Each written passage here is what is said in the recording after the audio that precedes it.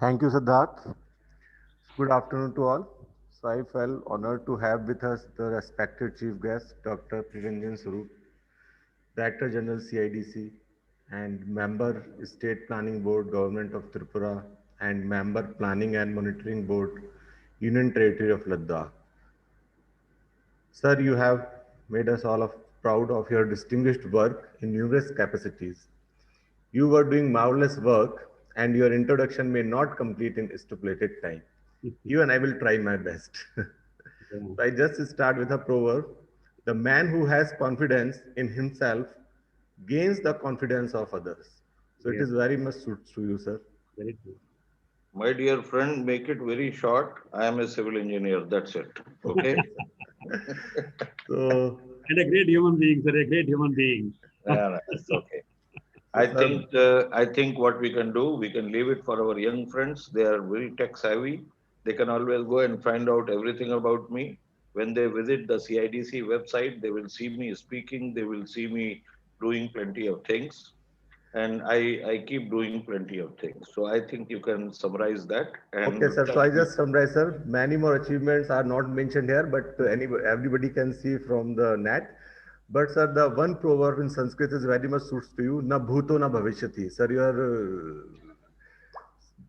all you are such a type person which may be not in future or not in past. Thank you very much, sir. All encompassing engineer, a statesman, Yes, thank, sir. who wants to know motivate the next generation engineers. So, thank sir, you so much. that's why I say, sir, na bhuto na bhavishyati. Yes, Thank you so much. I am always it's a great inquisitive. man. I He is am down always to earth and inquisitive like a child, like a young person. And what I am basically waiting is to speak to my young friends who have assembled here, all my So, boys and girls who are here. And that is precisely what I want to do this evening. so thank you, And sir. Over to PR Sarup, sir. Thank you. thank you so much. And Dr. Patil, you have been very effusive in explaining all the achievements that your institution has. yes. But let me just tell you something very interesting that came to me quite early in my life. And this was in the year 1970 when I went to join my engineering program at IIT Kanpur as a very young person. And at that point in time, we had a large number of very, very illustrious persons who happened to be my teachers. Yes, sir. And they said few things. Mhm. And first thing they said was that all of you who are assembled here are actually cream of India. Yes, Always remember this. yes, You are the finest. yes, And irrespective of the awards and accolades, all the students may have won or the institution may have won. But I am quite confident that all my young fellows who are studying at JSS Academy, they are the cream of India. So yes, always remember that. That is the first thing. yes, When you decide that you are the cream of India, then obviously you are being set on a high pedestal. And when you are on a high pedestal, whether you like it or not, you keep challenging yourself only. There is no other challenger as far as you are concerned. yes, And this applies not only to the students, but also to the teachers. yes, And I will also narrate this small incidents when I think it was in my second year. yes, And we always had that relative grading yes, where, the class averages were found out, the Gaussian curve was drawn, and accordingly the grades were given. We were not given the marks actually. Ours was one of the first institutions way back 50 years who decided to go for the letter grading, especially on the pattern of American universities. yes, sir. Yes, sir. And we had adopted number of customs from American universities as well. And I'm going to be talking about the chapters, explain to you that Yes, what exactly they do in United States. Many of you would be aware, but let me also emphasize on that. yes, sir. So when we did that, and that was the time when we wrote our examination, unfortunately, the numbers that the boys received, they were rather low. And the professor, and he happened to be none other than Bharat Ratna Dr. C.N.R. Rao. He taught me chemistry. And Dr. Sienna Rao had another credential, and that was the loveliest credential anybody could ever have. In 1970, when I was still in the first year, and Dr. Rao was delivering the lecture, that time Sir C.V. Raman passed away, and the message came to him, and he started crying very bitterly right on the stage in front of more than 450 students. And you know what was the reason? The reason was that Sir C.V. Raman would pick up five bright boys from the school, and he will personally nurture them, and he will personally coach them. And Sir C.V. Raman, as you know, was at a point in time was one of the best scientists the world had ever known. There are many credits to him, but he would always make it sure that he teaches those five students, and five multiplied by 11, that is the level of senior Cambridge or higher secondary. 55 kids used to live in his home in Bangalore. That was the story. And Dr. Siena Rao happened to be one of them. And Oh, he started crying bitterly because it was almost like a child losing his father. It wow. was a very sad moment for him and very sad moment for us. And he said something which still is imprinted in my heart. He said that it is only those fine students who do the pride to the teachers, who build the name of the university or the college they come from. After all, what is there in a university? You have the buildings, you have the laboratories, you have the classrooms, you have the teachers, you have the students. Correct. But fact of the matter is that real spirit is when the teachers and the students they decide that they are the finest and they are going to build this institution, the finest institution, not only in the country but also in the world. That should be basically the kind of spirit. And that is precisely what Sir C.V. Raman taught all his students, made it sure that all the kids have done very well. And Dr. Siena Rao happens to be one of the examples. He Yes. rose to earn the highest order, highest award that could be given to anybody in the nation. Very few people have Bharat Ratna, and he, as a scientist, earned that, and rightfully. And we, his students, we take great pride. And there were immense number of such teachers. And that is what made the institution so great. It made it great because the students thought and believed and still behaved as if they are the cream of India. And the teachers wanted to invest in the students to make sure that future of India is something which basically is secured in their hands.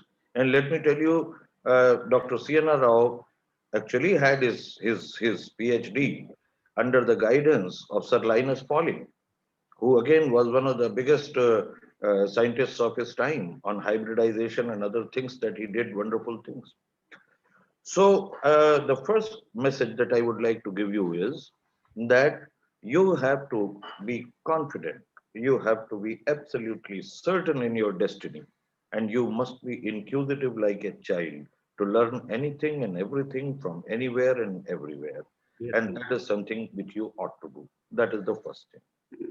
Now, let me tell you the systems they follow in the American universities, and which is a very, very noble system, which has been actually picked up from some of the greatest and oldest universities in the world. I'm talking about the Oxford, I'm talking about the Cambridge, I'm also talking about some of the old German universities who always had what you call as fraternity of students. When you go to United States, whether you like it or not, you will be offered to join a certain fraternity. And basically, they believe that the lineage comes from the Greek alphabets. So their names are like Alpha Tau Kappa, that is AKT. And the acronym basically signifies the college, it signifies the group of students. You have started on that track now. And that is a fantastic thing that you have done because this is what you are going to be setting as an example by setting the chapters of the students in your campus. What do these chapters do? These chapters have plenty of role to play. You are taught in the classroom, you do self study, but then there is something which is far beyond that. And what is beyond this? This is for getting into continuous professional exchanges that you have to make. Yes, sir. And teaching is never completed in the school or college. As a matter of fact, you will realize after you graduate and you go out in the real life that your education continues till the day you leave this mortal world. Even when the person is dying, as the last revelation and last truth that comes to him. And you know what is the truth? The truth is that what you are leaving behind is something that ought to be remembered by the people in the times to come. And a question which, while people are going away from this world, they have always asked themselves that have I left behind enough things so that people can remember? Believe you me, it is not the money, it is not the property that you leave behind. It is the the monuments. It is those signature acts that you have done in your career. You are all proud to be an engineer, and as an engineer, you leave behind the things. Like when my grandkids come to India, I am able to show them at least about half a dozen beautiful structures that I constructed when I was beginning my career at your age, for that matter. I can take them to various places and tell them that these are the three cement plants I designed and constructed. Here is this huge building in Bombay, the Nehru Science Center Museum, which I conceptualized and then I worked on the construction of that. Here is this hydroelectric power project. And they know exactly that even after I am gone, these structures are going to remain there. This happens with everything. You may create power plants, you may build huge roads, you can have plenty of bridges that you will create. How are you going to do that? How are you going to leave behind a legacy for your kids and kids thereafter? And that is what basically is enshrined when somebody says that you are the cream of India. Behave like you are the cream of India. You should be proud of yourself as an engineer. And this can only come with the fraternity that you create. So, what do the chapters do? The chapters will be getting into discussions, they will get into deliberations, they will invite people with immense knowledge. And there are plenty of them in this world. And in the country itself, you don't really have to go very far. Within the country itself, you will find plenty of people who are full of wisdom, knowledge, and the kind of technical strength that you would be needing in the times to come. You create a family, and in the family, you always have an elderly person who's there to guide you through the kind of difficult times. We are passing through very difficult times now. And what are the difficult times? The biggest problem that we are facing today is that how exactly a country which is having one fifth of the population of the entire world, and majority of the citizens of this country are actually the young people. How exactly the world is going to fare if our young people are not really doing the things and they are not put to the work and they are not taught the kind of things. So what I would really look forward to in your center that you have created, and I hope that other two or three centers that I have proposed, you will be able to really put them in position as fast as possible. Sure. And then we can get into all those exchanges that we are talking about. There are a variety of learning programs that you have, and you have to keep absorbing them like a sponge absorbs the water. And that is what is going to make you gravitationally heavy. And that is what the weight of wisdom is. So let us start working on that. And the first assignment that I'm giving you, and as a teacher, basically by heart, I am a teacher myself. And I have a habit to tell my disciples and my students and give them some kind of an assignment. So my first assignment that goes to all of you, and that young man who was introducing the bright fellow, what was your name? Who came in? Siddharth. Huh? Siddharth. Siddharth. So, Siddharth, it is going to be your responsibility to pick and choose the kind of programs that you would like to run. And then you can come back to the elders like us and say that, sir, here is my program. We would like to listen to X, Y, Z, We would like to go and work here. We would like to gain the experience in this particular field and things like that.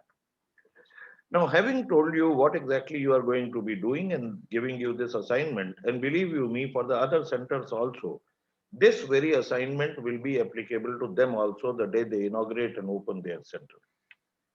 So you have already crossed a great mile and you have started your center. We are inaugurating it today. I am immensely happy. The reason is that in the whole country, yours is going to be the first chapter of ECI for the students. Oh, Let the office bearers, no, that's a very laudable thing, very, very laudable thing. And I think all of us are very proud of JSS Academy and the students and the faculty member who has guided it through. That's a wonderful work that you have done. thank you so much, sir. Now let us look for few more things that we have to do. Uh, when I went to college and got admitted, I used to be a national scholarship holder.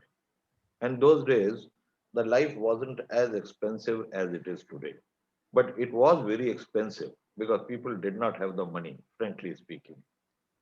So, as a young student who did very well in my school, I got my national scholarship, which was fetching me about 125 rupees a month. My mess bill those days used to be 70 rupees. And I took a pledge and I said, I'm not going to ask my family for any money and I'm going to educate myself. I said, they have given me the education till such point that they have, Yes, although they can afford it. But then I am going to be earning my own keep. So my scholarship took care of my mess bill. But then you always had to have a little bit of fun. You had to go and watch the movies. You had to go to the town to spend a nice evening there, and you needed some more money for that. And then, of course, you were socializing, so you go to the canteen and offer tea to your friends and things like that. Now, fortunately for us, we never had to buy any stationery, neither any books. There were plenty of books available in the library itself, and what you call as textbooks, they were all available in plenty, and they were all available free of cost to you. We had the advantage of having the first computer center in whole of North India. And in that computer center, we used to have plenty of stationery on which we used to write our homework and do other things. So you did not even have to buy the paper. But of course, you needed some more money. So what I did, I went to the laboratories in my institute, and I was not the only one. There were plenty of other friends of mine who would go there and they would work there at 2 rupees an hour. 40 hours was the maximum time permitted to a student. So I made about 80 rupees a month out of that also. That gave me about 200 odd rupees per month, which was good enough for me to survive comfortably for all the 5 years. As a matter of fact, after the first semester during the winter vacation, I went home and I bought few things for my family. And my mother and father, they were very confused. They said, "Where the hell did you get the money? we, we haven't given you, we have not just given you anything that you can do." So how are we going to do that? And that is another task that I am giving to the student chapter. That is going to help your institute also. yes, We will make sure that all the laboratories that you have there and all the workshops that you have there, they are able to earn their own keep. okay. Let us go out and earn the money for the institute. Let us go out and earn the money for the institute, for the guiding professors, and for us also. And I will tell you that which are the areas where you can go and start earning money. It is not by creating a great software or a kind of a gizmo which may or may not be taken over by somebody. Let's look at very mundane kind of things. We are in UP, and in UP, you have plenty of construction sites that are going on. You have a material testing laboratory in the campus of JSS, I'm very sure. Yes, It must be there. yes, sir. Why would we not basically go and talk to the local public works department? We talk to the local irrigation department and ask them that let the test of all the things that they are doing be done in our laboratory. What will it get you? It will get you the resources, financial resources. It will also give you an opportunity to go and visit the project sites And you don't have to go out and request the industry for getting the internship. Matter of fact, a team can go and inspect the particular site, and while you are at a site, you are able to learn plenty of other things also. How exactly the equipment operates, what are the productivity things. After all, you are absolutely very good in mathematics. You all have reasoning and logic behind you. You are all bright, intelligent fellows. Why would you not basically start learning such kind of things? You have to look at certain opportunities that come this way. There are highways and roads that are being constructed. There are people who are working there. Whether they are skilled or not, we do not know. There are factories who are working, producing certain things. Whether the technology they are employing, is it really good or not? Now, under the consultancy division of JSS, these are the kind of things that I would like to explore the possibilities, put our might together, and along with JSS, CIDC, ICC, Indian Society for Continuous Technology, and to top it all, Engineering Council of India will go, and basically we will make sure that there is work coming in for our laboratories so that our workers there, our professors are engaged, and our students are engaged. Yes. Matter of fact, I can cite number of major projects that were happening in the decade of 70s when I was a student. And my institution and my professors, they were involved in providing such kind of support services to these projects. You had plenty of hydroelectric power projects that were being constructed at that point in time. You had plenty of irrigation and canal construction projects that were happening. And even on the electrical and mechanical front and instrumentation front, there were a lot of production units that were being set up. I see no reason why we cannot go and make sure that while we are doing consultancy, our kids are able to earn some money out of that, and money may be secondary. But the primary thing is that they will get a first-hand exposure to the industry straight away. Otherwise, they will not let you get inside their work premises. But if you go there as a person who is helping them out to improve their own lot, you can do wonders. So look at this particular part. You are going to be productive from day one. That is the point. And all those who aspire to go to United States, let me tell you, whether you like it or not, the life there is such where you cannot survive unless otherwise you start thinking as to how to basically make yourself productive. The life is so expensive that you cannot solely rely on the funding and the provisions given by your family. So cultivate those kind of habits. We will go on a couple of more things. We will author articles. We will write articles.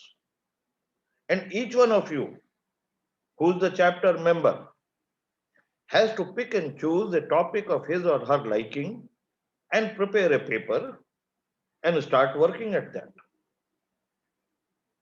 Number of experts are sitting with ICC, ECI, and CIDC who will look at that, and I am absolutely certain that more than 40 papers out of 100 will be thought provoking, and they will set you on the path that you want to pursue. Let me just give you one incidence. And this is something which I am very, very strongly advising all the students and even faculty members to have a look. A very normal kind of a thing which is right in front of our eyes. For last 20, 25 years, we have been building infrastructure like anything. As a matter of fact, if I make a count of the total amount of money that has been poured in constructing the infrastructure in last quarter of a century, 25 years, this is almost like about 100 times more than ever since this country became a country.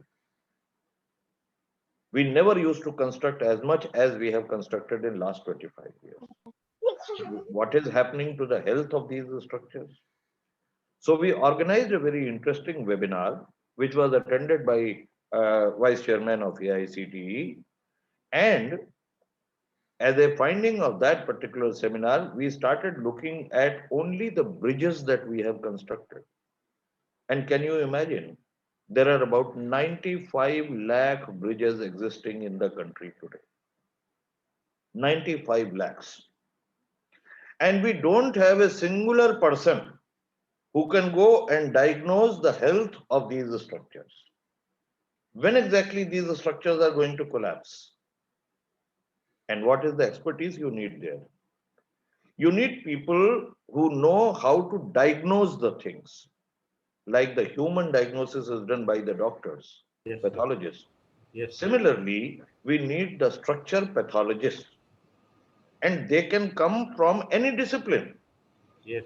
They could be electrical engineering graduates, they could be instrumentation engineering graduates, they could be civil engineers, they could be mechanical engineers or electrical engineers or chemical engineers even.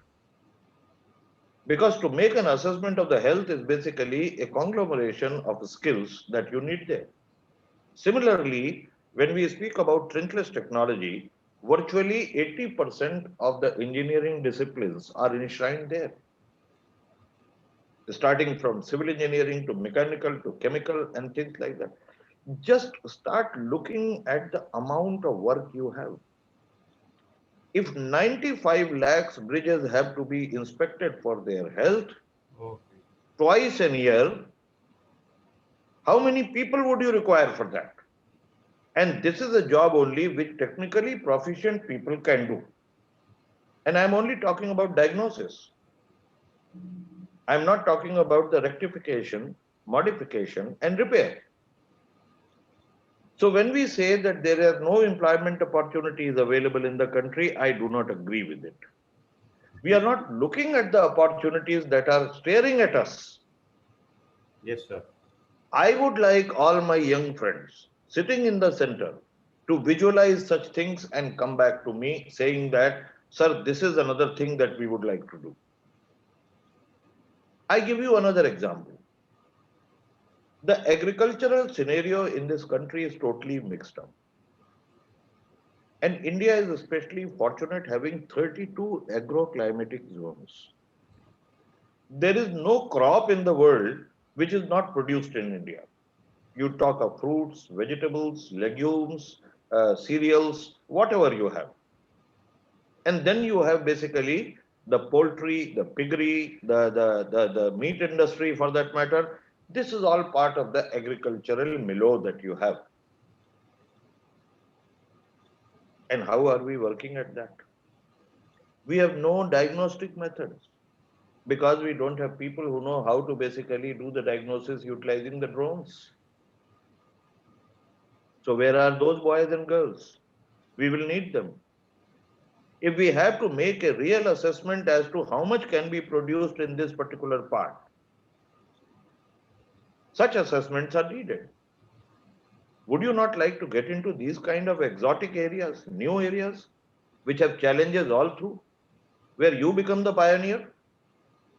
Would you not like to acquire these kind of skills so that tomorrow our neighboring nations, and forget about neighboring nations, I'm talking about the countries in Europe and countries in Far East and countries in South America, they would all be looking at Indian engineers going and helping them out. Do not forget that you are 1/5 population of the world. Every fifth person is an Indian. Yes. And how our kids are happy. They are happy going to United States merely as data entry operators. Should we not raise that bar? Should we not send the real people who can do the planning? And there can be multitude of startup ventures that might come out of this. All of you are so bright. You can always think about various kind of apps that can come. So there are plethora of things that you can do. And agriculture sector itself is going to open so much of demand for people once we start looking at it. So there are number of things that I can continue telling you. Our production units, especially in the small and medium scale industry, they have to be totally professionalized. They cannot compete with Koreans, they cannot compete with Japanese, they cannot compete with Europeans. They can't. Would you not like to own that pride? And that is the point that I want to make. Now, this is where basically let us be very happy. Let us be very proud of our achievements.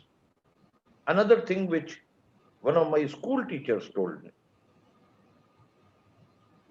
the day I stood in the primary section as the first student of my class, there was this lady, Mrs. James, who was my teacher. And she had a special affection for me like a son. And she told me something very clearly that, look here, my boy, you have stood first. Now you have to compete with yourself and compete for entire life of yours. If you go second or if you go third, you will not forgive yourself. So you have chosen a very, very tough life for yourself. Remember, it is always, wonderful to earn the accolades. But always remember something. Every day in your life, there will be new examinations and new challenges that will come. And it is these new challenges which are basically going to make you compete with yourself. Can you really come out of it or not? Let me ask you another question. We have now number of locations where people need oxygen. They want to handle the oxygen dispensers, concentrators. And that is something which is not known to many people in the hospitals itself.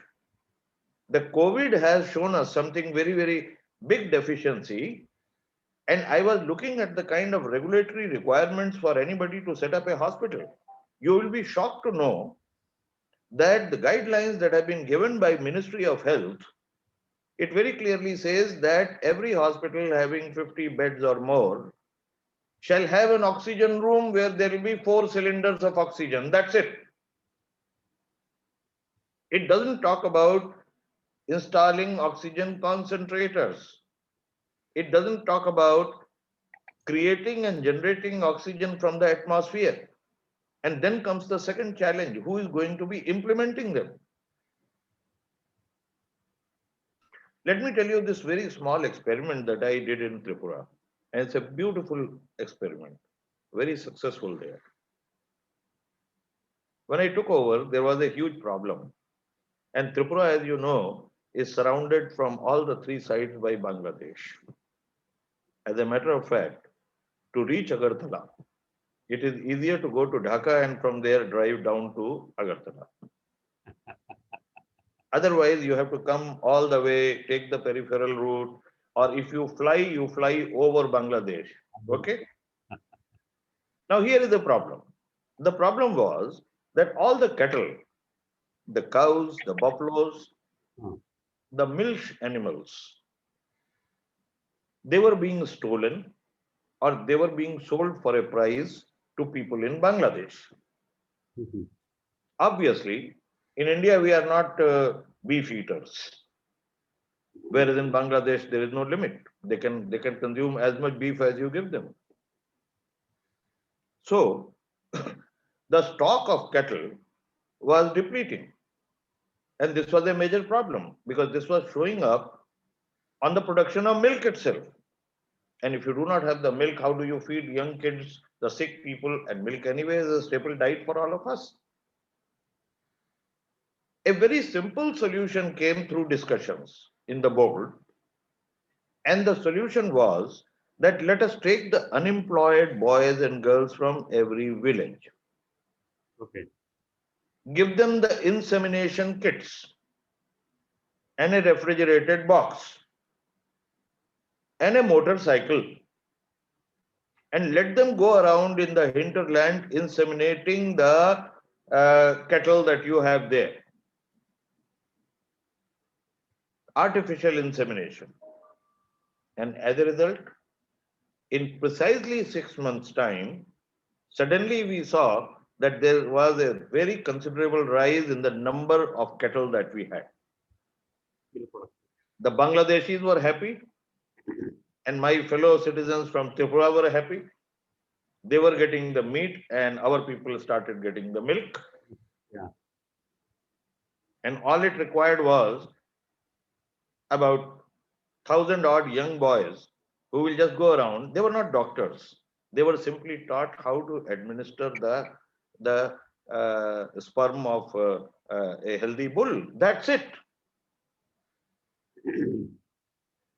So I would like these centers to become the fountain heads of the ideas. And when you start thinking and start looking at simple things in life, you will realize that there is so much of satisfaction calling yourself a professional.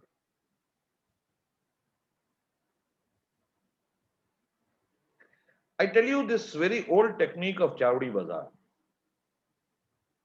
A typical business person in Chavdi Bazaar will make plenty of money rebottling the perfume and selling it at a margin of hardly about 5% or 6%. The job is simply to rebottle the things. He doesn't get into the inventions and things like that. And yet on the turnovers, he will make so much of money. The moral of the story is that you are far, far superior a commodity. You have bright brains. You have a will to win the world. You are the cream of India. Go out, proliferate, make your institution a proud institution.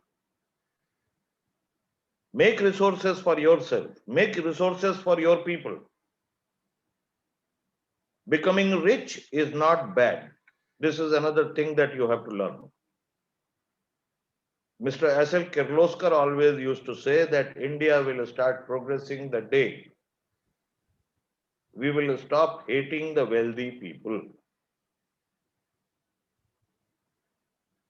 Think about honest, decent, methodological ways by which you can generate resources. You do not become rich, you generate resources. There is a difference between that. You talk to our seers, you talk to about religious gurus, and I think even the Guruji will also tell you the same thing. You are there to create institutions. And you don't create institutions for yourself. You create institutions for the society that you live in, from the country that you come from. That is the true feeling of being a nationalist. That is precisely what I would like my centers to do. And all the kids are free to get in touch with me or Mr. Mishra at any point in time. So let me have your programs. Let me have the nodal persons who are going to be doing these things. Let me have a brainstorming session done there. Get new ideas, come back and start learning the things. And Mr. Mishra will also send you the links of the clips which are there on YouTube. The program ran for 3 days, and many of you may find a good potential source for gaining a meaningful employment. I'm not only talking about the money, I'm also talking about the kind of technology that goes into it. Think about it. I'm sure you are going to be doing wonders.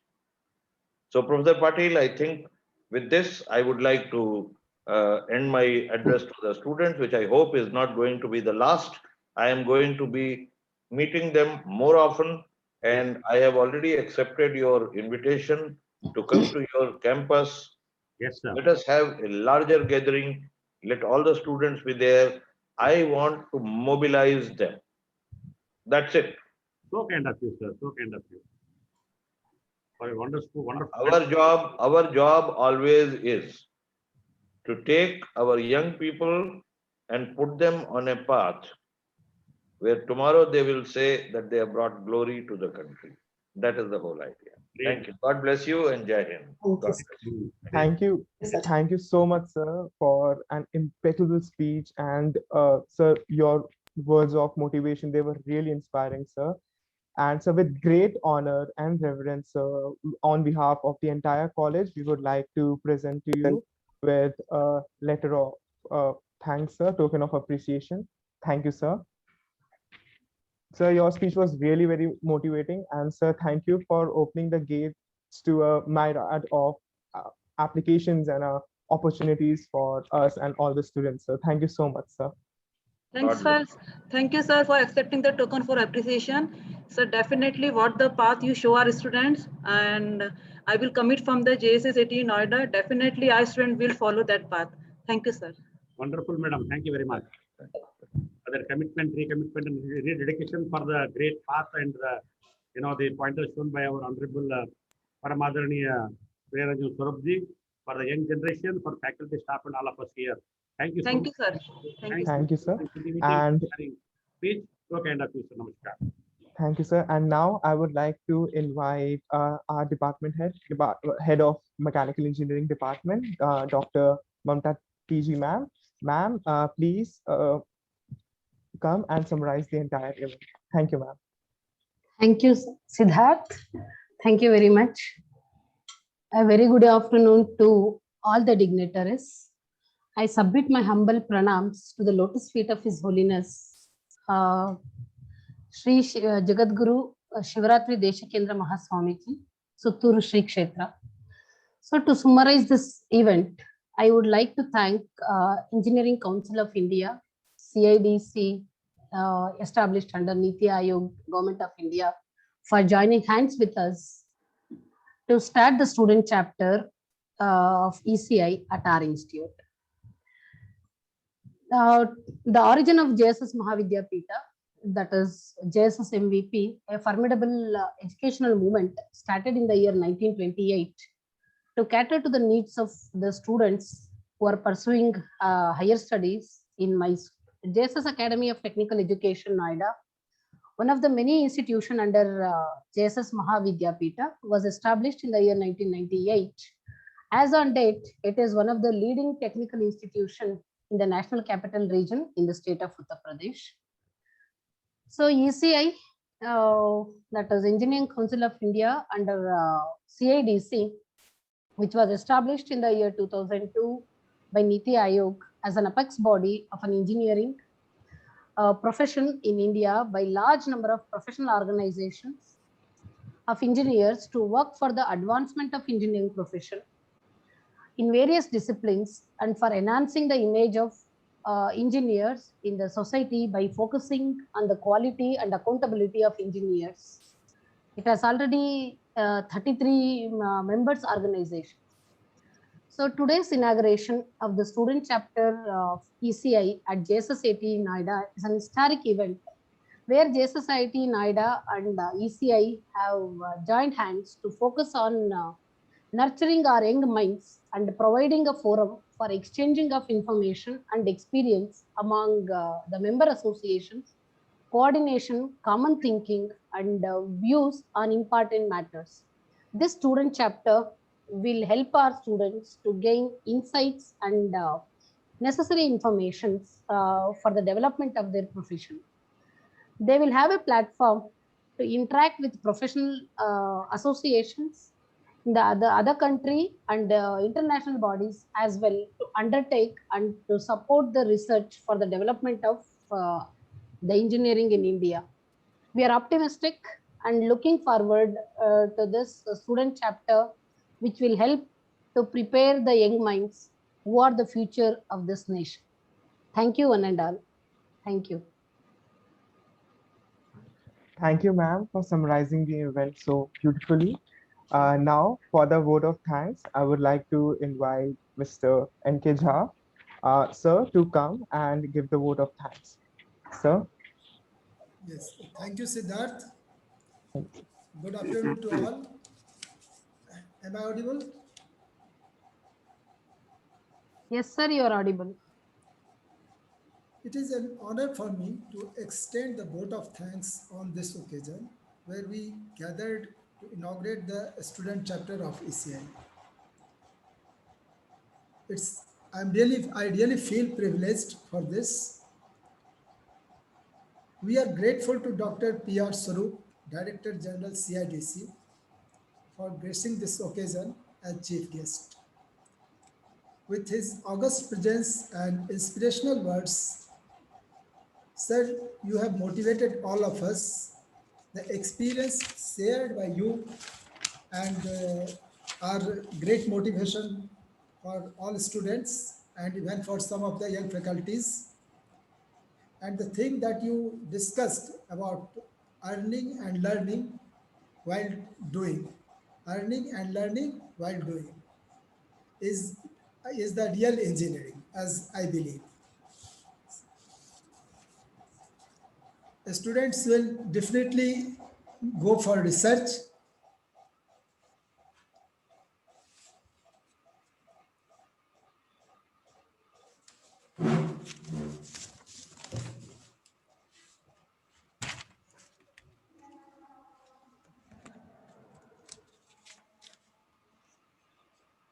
Sir, we are highly enlightened by your words. I would now like to thank Mr. P.K. Mishra, a special invitee, for taking out his time from his busy schedule. Sir was instrumental for this event to succeed. Sir, we are thankful to you.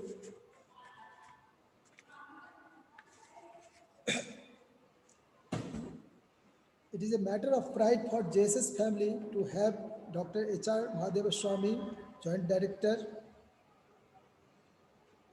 as guest of honor.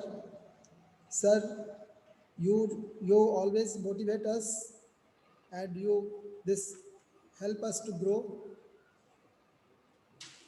I would also like to take this opportunity to highlight that this event would not have been possible without the constant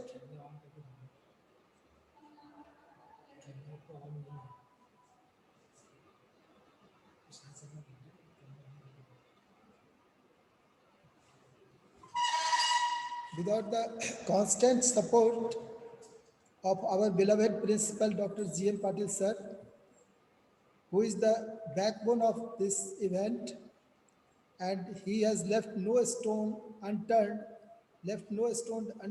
to make this a grand success. Sir, we are highly thankful to you. We are all, Thank you. thank you, sir. We are thankful. We are thankful to our head of the department, Dr. Mamta TZ ma'am,